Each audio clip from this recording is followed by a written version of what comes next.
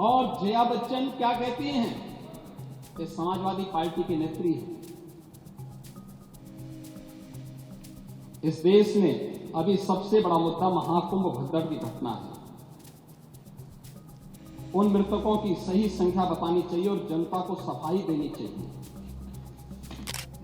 Samajwadi party, Congress, RJD और TMC के नेताओं के द्वारा सनातन धर्म के जुड़े हुए सबसे बड़े आयोजन के प्रति दिए गए।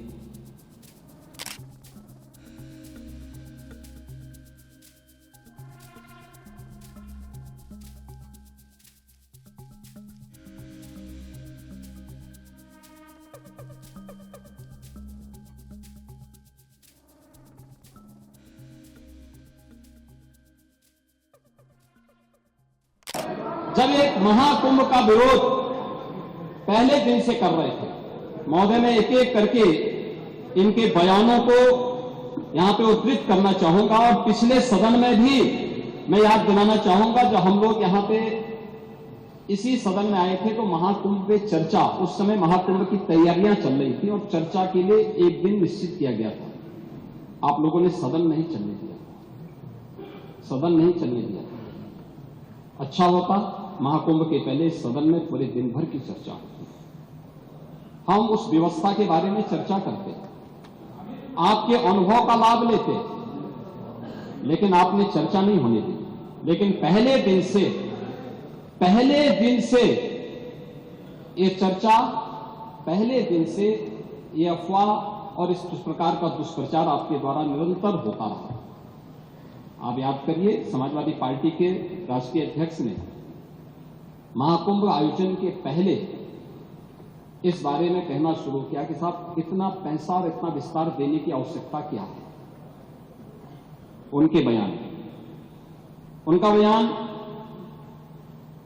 कि हमारी सरकार से अपील है कि बहुत सारे बुजुर्ग जो 65 साल से ऊपर और 70 साल से ऊपर के लोग हैं स्नान नहीं कर पाए।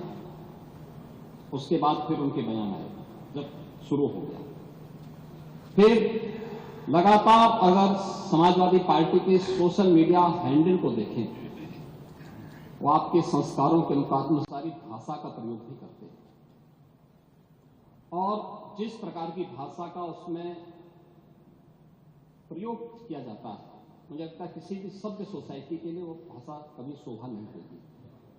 आप लोगों के अपने संस्कार हो सकते हैं, आप लोगों का अपना व्यवहार हो सकता है, लेकिन कोई सभ्य समाज और कोई सभ्य सोसाइटी उसको कभी मान्यता नहीं दे सकती।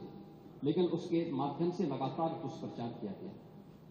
यही नहीं, ये भी मांग हुई, देखिए आपकी पार्टी के ही नेता, आपके अध्यक्ष ने कहा कि हम मांग करते हैं कि अकबर का किला जो बिल्कुल संगम नोच पर वहां जो वट वृक्ष है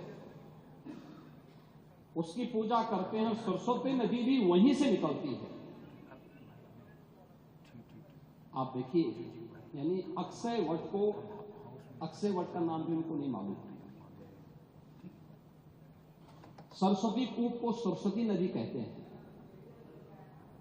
ये आपका जनरल नॉलेज है।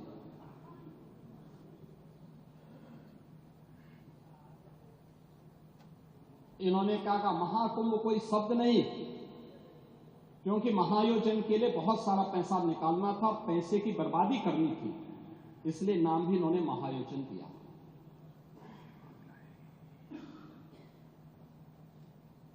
पहले दिन से ही राज्य सरकार आंकड़े दे रही है कि कितने लोगों ने पवित्र डुबकी लगाई है।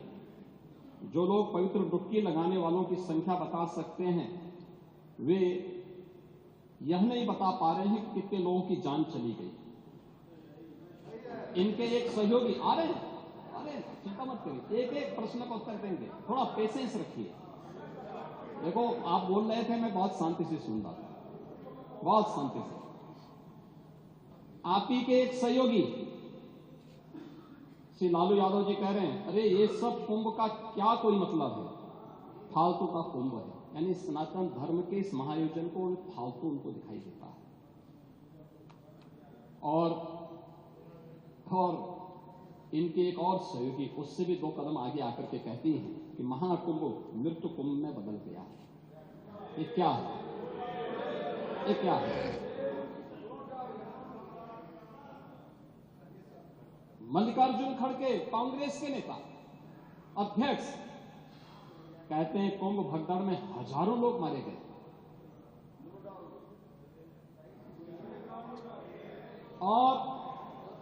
और जया बच्चन क्या कहती हैं? ये समाजवादी पार्टी की नेत्री है। इस देश में अभी सबसे बड़ा मुद्दा महाकुंभ भगदड़ की घटना है। उन मृतकों की सही संख्या बतानी चाहिए और जनता को सफाई देनी चाहिए। उन्होंने आगे क्या बात कही? उन्होंने कहा व्यवस्थाएं आम आदमी के लिए नहीं बल्कि वीआईपी के लिए थी। शवों को गंगा में बहा दिया गया, इससे पानी प्रदूषित हुआ है। यही पानी लोगों तक पहुंच रहा है और ये इस प्रकार के गैर जिम्मेदाराना बयान समाजवादी पार्टी, कांग्रेस, आरजेडी और टीएमसी के नेताओं के द्वारा सनातन धर्म के जुड़े हुए सबसे बड़े आयोजन के प्रति दिए गए। महोदय, मैं ये जानना चाहता हूं कि क्या सनातन धर्म का अनुयायी बनना या सनातन धर्म के किसी आयोजन को भव्यता के साथ करना क्या कोई अपराध है? उस आयोजन को उन सीमाओं के साथ, उस आस्था को सम्मान देकर के आगे बढ़ाना क्या कोई अपराध है? और अगर अपराध है तो हमारी सरकार इस अपराध को कर रही है और आगे बढ़ेगी। ही जल की गुणवत्ता के बारे में भी प्रश्न खड़े करने के प्रयास हुए। याद रखना 2013 में बायोरेमेडिएशन या जियो ट्यूब की व्यवस्था बहुत सीमित थी और परिणाम क्या था? पूरा कुंभ अव्यवस्था, गंदगी और अराजकता का एक अड्डा हो चुका था। उस स्थिति को सोचिए जब मॉरिशस के माननीय प्रधानमंत्री 2013 में प्रयागराज महाकुंभ में पधारे थे और गंगा में गंदगी देख करके, अव्यवस्था देख करके, पॉल्यूशन की मात्रा को देख करके उन्होंने स्नान करने से इनकार कर दिया। और 2025 में जब हम लोग आए हैं तो मैंने तो आपको आंकड़े बता दिए कि 56 करोड़ से अधिक श्रद्धालु अभी स्नान कर चुके हैं। एक सप्ताह बाकी है। 81 नालों को यानी 261 MLD के जो वहां के नाले सभी को टेप किया गया है।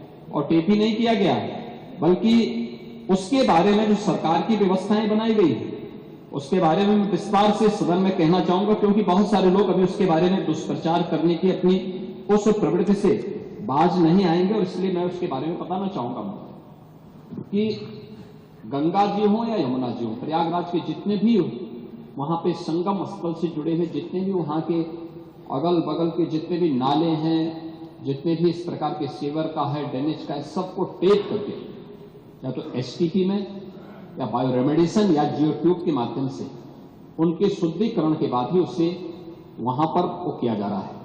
दूसरा है ट्रीटमेंट के बाद ही उस जल को छोड़ा जा रहा है। जल की शुद्धता के जो मानक होते हैं वह 2 स्तर पर जांची जाती है। एक तो बीओडी स्तर पर, बायोलॉजिकल ऑक्सीजन डिमांड के रूप में, और दूसरा डीओ के रूप में, डिजॉल्व ऑक्सीजन के रूप में। और इन दोनों के मानक निर्धारित हैं। इन दोनों के मानक निर्धारित हैं जिसमें बीओडी 3 या उससे कम होना चाहिए और डीओ जो डिजॉल्व ऑक्सीजन की मात्रा है वो 5 से अधिक होनी चाहिए। जल में स्नान करने के लिए जल की जो मात्रा होती है उसमें ये मात्रा इस रूप में होनी चाहिए। और मुझे बताते हुए यहां पर मैं आपको बताना चाहता हूं कि उत्तर प्रदेश जो पॉल्यूशन कंट्रोल बोर्ड है वो लगातार वहां पे जल की मॉनिटरिंग करता है, उसकी गुणवत्ता को बनाए रखने के लिए कार्य कर रहा है। और आज की जो उनकी रिपोर्ट है संगम की, कि संगम और उसके आगे पीछे जो बीओडी है वो 3 या उससे कम है और डिजॉल्व ऑक्सीजन की मात्रा ये 8 और 9 से अधिक पाई जा रही है, यानी संगम का जल स्नान करने लायक भी है और आचमन करने लायक भी है। जो लोग इसका दुष्प्रचार कर रहे हैं उन सबको इस बात को देखना चाहिए। एक समाचार पत्रों में एक न्यूज जो देखने को मिली, मैं भी देख रहा था, पुरानी न्यूज है, एनजीटी के माध्यम से, एनजीटी का नाम लेकर के दिया गया है, किसी ने दिया है, जिसमें उन्होंने कहा है कि फीकल कोलिफॉर्म की, उसमें उन्होंने चर्चा की। ये फीकल कोलिफॉर्म की जो मात्रा उन्होंने की है, इसमें 2500 एमपीएम यानी मोस्ट प्रोबेबल नंबर, ये उससे उसका मापक माना गया है।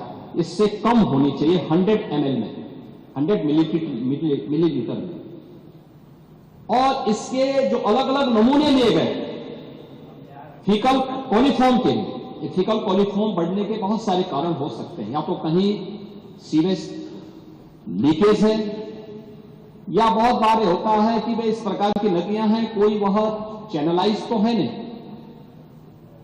भैंस है, गाय है या अन्य जानवर उसमें आते हैं, नहाते हैं, उसके कारण भी, उनके गोबर आदि के कारण भी इसकी मात्रा तेजी के साथ बढ़ती है।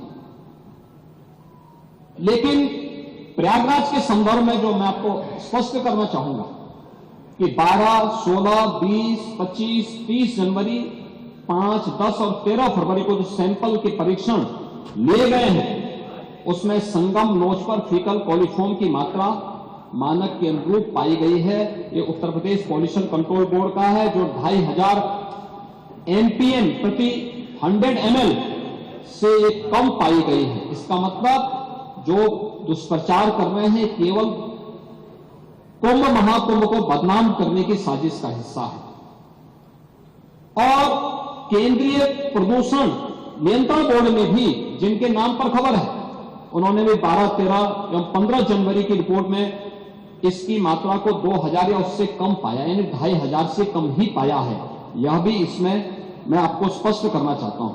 और महोदय, मैं इसीलिए कहना चाहूंगा कि ये जो नकारात्मक सोच है, दुष्प्रचार के माध्यम से महाकुंभ को बदनाम करने की साजिश का जो हिस्सा है, ये उन करोड़ों लोगों की आस्था के साथ खिलवाड़ है और किसी जाति, मत और मजहब से जुड़े हुई संख्या भी नहीं है और किसी वर्ग का भी नहीं है। इसमें गांव में एक सामान्य नागरिक भी आ रहा है, देश का बड़ा उद्योगपति भी आ रहा है, देश की महामहिम राष्ट्रपति भी आए, महामहिम उपराष्ट्रपति भी आए, माननीय प्रधानमंत्री जी भी आए, केंद्रीय मंत्रीगण आए हैं, स्पीकर साहब आए हैं लोकसभा के, हर, यानी देश और दुनिया की हर सेलिब्रिटी वहां प्रयागराज आ रही है। उच्चतम न्यायालय के माननीय न्यायाधीश हो या हाईकोर्ट, तमाम उच्च न्यायालयों के माननीय न्यायाधीशों की संख्या, समाज का हर तबका प्रयागराज के लिए उमड़ रहा है, हर व्यक्ति आ रहा है। और क्या प्रचार करना बुरा था क्या? क्या हमें उत्तर प्रदेश की किसी उपलब्धि को, उत्तर प्रदेश की किसी आयोजन को देश और दुनिया के सामने नहीं ले जाना है क्या? आपने प्रत्येक स्नान के समय वहां देखा होगा किस प्रकार की स्थितियां थी। श्रद्धालु हो या फिर पर्यटक हो, देशी हो या विदेशी पर्यटक हो, जो एक बार कुंभ में डुबकी लगाया और भूरी भूरी प्रशंसा किया, व्यवस्था की प्रशंसा किया, जल की प्रशंसा किया, आयोजन की प्रशंसा किया, एकात्मता की प्रशंसा किया। कौन भेदभाव हुआ? कौन तुष्टीकरण हुआ? कौन सा तुष्टीकरण है? कौन सा तुष्टीकरण इसमें है? ये तुष्टीकरण नहीं, 56 करोड़ लोगों के आने का संतुष्टीकरण है, भारत के संतुष्टीकरण है, दुनिया का संतुष्टीकरण है। ये बातें इस बात को एहसास कराती हैं कि भारत की ताकत का एहसास दुनिया कर रही है और उत्तर प्रदेश की ताकत का एहसास पूरा भारत कर रहा है कि हाँ, उत्तर प्रदेश इतने बड़े आयोजन को कर सकता है। इस आयोजन के साथ जुड़ने का सौभाग्य उत्तर प्रदेश वासियों को प्राप्त हो रहा है और उत्तर प्रदेश में भी केवल प्रयागराज इस आयोजन को कर सकता है। यह सौभाग्य उत्तर प्रदेश के अंदर प्राप्त हुआ है।